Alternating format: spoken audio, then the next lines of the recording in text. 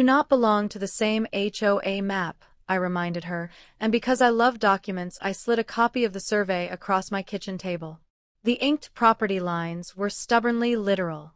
That's close enough, she said, and her mouth made a tiny, almost invisible hard line.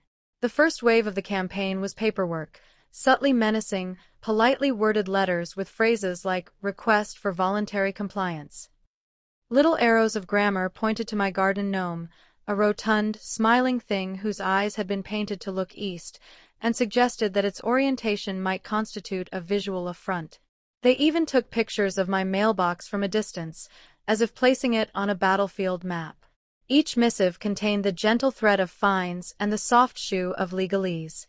I replied with copies of my deed and a calm but firm letter suggesting they consult counsel if they intended to treat private property as if it were common ground.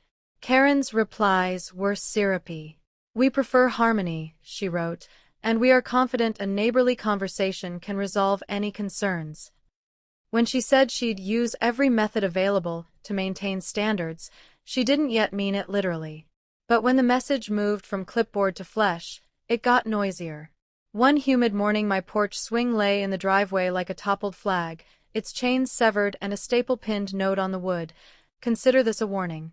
There were no prints I could read, and the men who rolled past in pickups left only the sound of engines and a dust smell.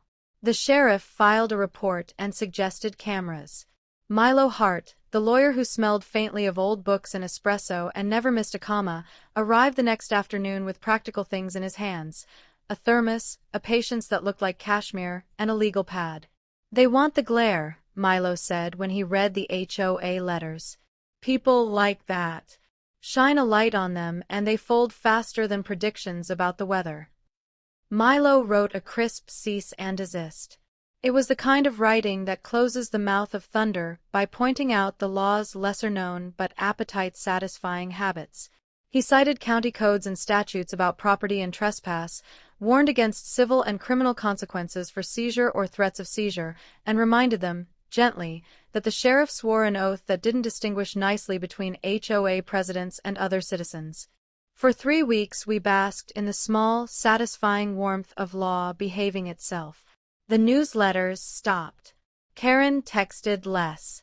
I replaced the chains on the swing with thicker ones and named my tomato plants with the names of saints for luck. Then the rhetoric returned, and heavier. Minutes of meetings were circulated online. Someone had started a petition.